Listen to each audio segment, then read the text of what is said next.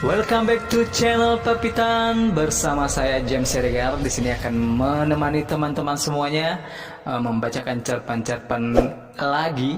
Teman-teman jangan lupa untuk like, share, komen. Yang paling penting subscribe-nya, oke?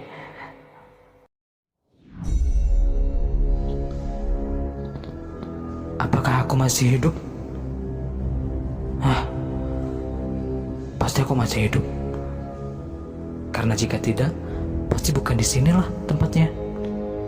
Meski aku belum pernah melihatnya, tapi aku yakin tempat ini bukanlah alam kubur, neraka apalagi surga. Ada bayangan hitam yang menghalangi pandanganku. Apakah itu malaikat maut? Apakah ia akan menjemputku sekarang? Apakah aku tak lagi diberi kesempatan? Bayangan hitam itu semakin mendekat, menggenggam tanganku yang berhiaskan gelang identitas bertuliskan Nura, nama kecilku. Genggaman tangan itu dingin seperti setetes pun darah mengalir padanya. Genggaman itu serasa membekukan tanganku. Aku tak lagi bisa bergerak, aku tak bisa menghindar, apalagi berlari. Bayangan itu menggenggam erat tanganku, nyaris meremukkan tulang pergelangan tanganku. Aku ingin berteriak, tapi suaraku tercekat. Tak ada satupun suara yang keluar selain ah dan seolah tenagaku telah raib. Aku kehilangan keseimbangan begitu melihat pemandangan di hadapanku. Tubuhku bergetar hebat, takut sekali, hingga kejutan keras merasuki tubuhku. Hangat, serasa darah kembali mengalir, dan bayangan hitam itu menghilang.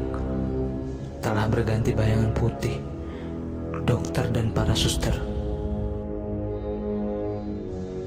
Ada tiang kurus di sampingku, menggantungkan tabung infus yang mendikte tetes demi tetes kehidupanku.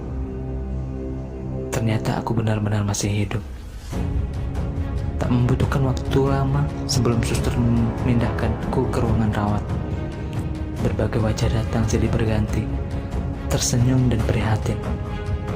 Tapi aku tak lagi peduli, karena wajah yang kucari itu tak akan pernah ada. Tak akan pernah bisa aku lihat lagi. Terbesit perasaan menyesal. Mengapa aku masih hidup?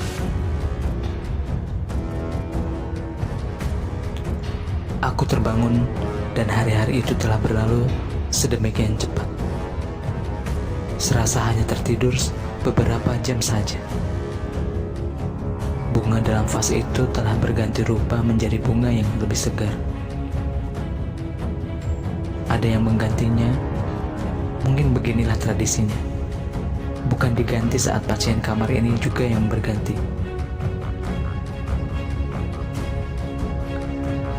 Aku harus segera meninggalkan tempat memuakkan ini. Meski setelah semua kejadian itu akan membuat keadaan di luar sana lebih memuakkan. Aku berjalan melintasi rutinitas yang mendadak terasa begitu asing bagiku. Tiba-tiba aku merasa menjadi salah seorang dari pemuda yang beratus-ratus tahun tertidur dalam gua, lalu terbangun dan mendapati dunia telah sedemikian berubah. Apakah telah sedemikian lama aku tertidur?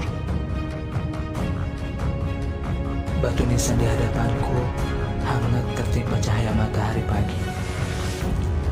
Wajah yang kunanti itu telah terbenam di sini, meninggalkanku dengan berbagai urusan dunia yang kini harus kuselesaikan sendiri.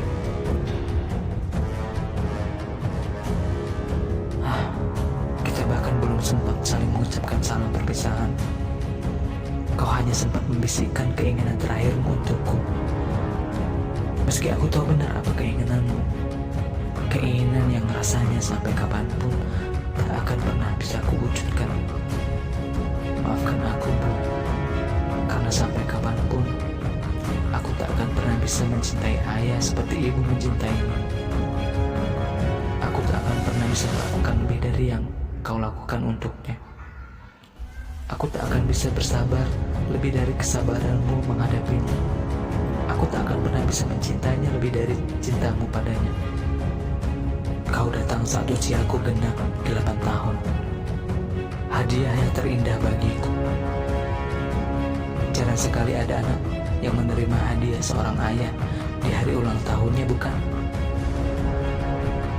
Sejak kecil, aku selalu menanyakan kemana kau pergi.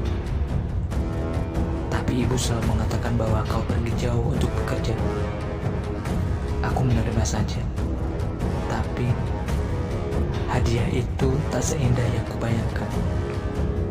Kau selalu menolak permintaanku untuk jalan-jalan di akhir pekan. Bahkan hanya sekedar bermain dan menemuiku belajar pun kau tak pernah ada. Kau selalu pergi setiap hari, kecuali di akhir pekan. Entah untuk alasan apa.